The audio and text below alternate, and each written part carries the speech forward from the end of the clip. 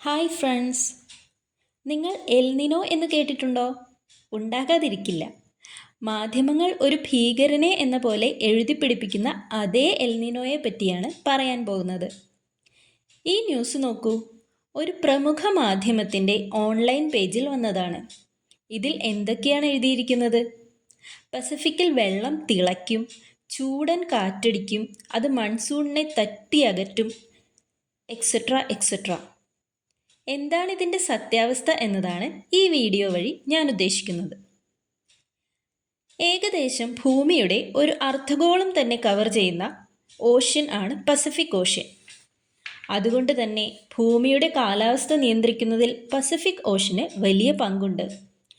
ഈ പസഫിക്കിൽ കൃത്യമായ ഒരു ഇടവേളയില്ലാതെ, എന്നാൽ 2 മുതൽ 7 വർഷം വരെയുള്ള ഇടവേളയിൽ ഉണ്ടാകുന്ന ഒരു പ്രതിഭാസമാണ് എൽനിനോ.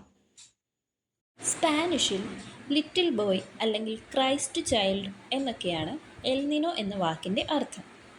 ഇതിൻ്റെ സയൻറ്റിഫിക് പാർട്ടിലേക്ക് കടക്കുന്നതിന് മുൻപ് ക്ലൈമറ്റോളജി എന്ന വാക്ക് നമുക്കൊന്ന് പരിചയപ്പെടാം.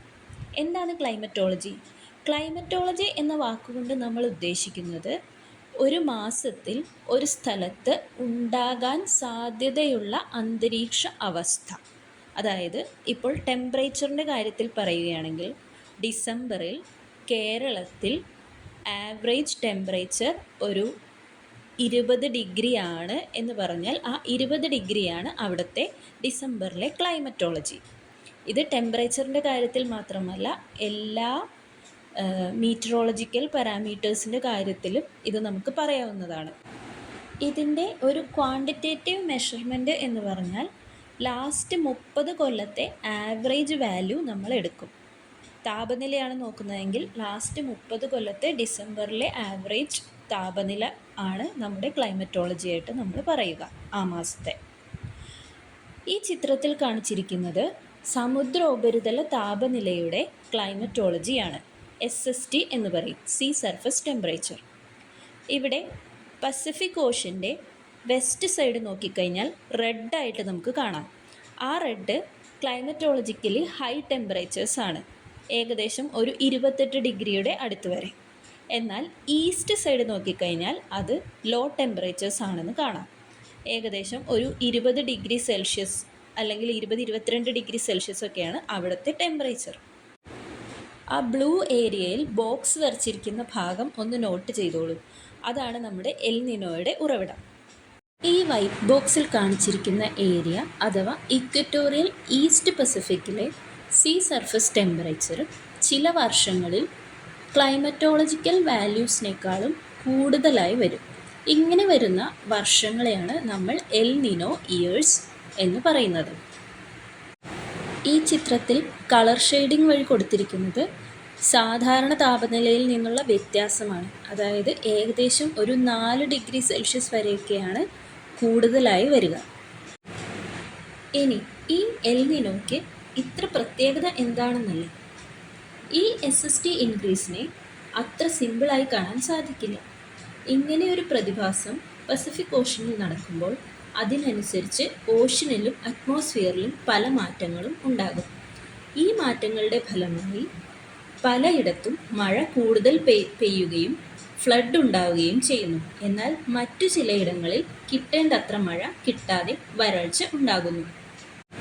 അതിനെയാണ് ഈ പിക്ചറിൽ വെറ്റ് ആൻഡ് ഡ്രൈ എന്ന് റെപ്രസെൻ്റ് ചെയ്തിരിക്കുന്നത്. ഇവിടെ നോക്കിക്കഴിഞ്ഞാൽ നമുക്ക് കാണാം, ഇന്ത്യൻ റീജിയണിൽ ഡ്രൈ ആണ് ജൂൺ ടു സെപ്റ്റംബർ. അതായത് ഇന്ത്യൻ മൺസൂണിനെ അത് ബാധിക്കുന്നത് ലെസ് ദാൻ നോർമൽ അല്ലെങ്കിൽ ലെസ് ദാൻ ക്ലൈമറ്റോളജി മൺസൂൺ തന്നുകൊണ്ടാണ്.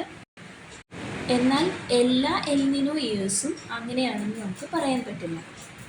ഈ പടത്തിൽ കാണിച്ചിരിക്കുന്നത് എൽനിനോ ഇയേഴ്സ് ആണ്, റെഡ് ആയി കാണിച്ചിരിക്കുന്നത്.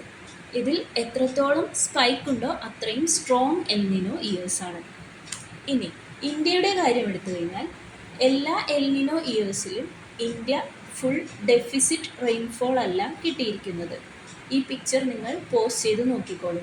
കാരണം പല വെരി സ്ട്രോങ് എൽനിനോസിലും നോർമൽ റെയിൻഫോൾ ഇന്ത്യക്ക് കിട്ടിയിട്ടുണ്ട്.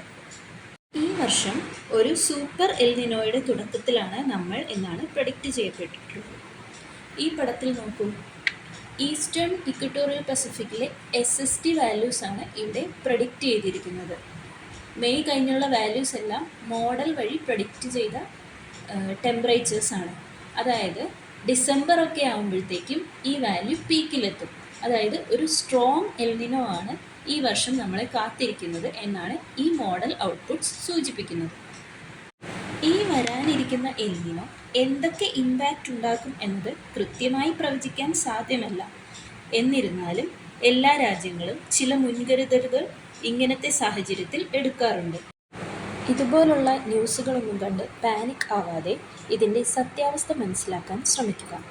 Be updated, be prepared. ഈ വീഡിയോ ഇഷ്ടമായെങ്കിൽ ലൈക്ക് ആൻഡ് കമൻറ്റ്. ഇതുപോലെ ഏതെങ്കിലും വിഷയത്തിൽ വീഡിയോ ചെയ്യണം എന്ന് നിങ്ങൾക്ക് ആഗ്രഹമുണ്ടെങ്കിൽ സജഷൻസ് കമൻറ്റിൽ എഴുതുക. ഞാൻ ട്രൈ ചെയ്യുന്നതാണ്. Thank you for watching.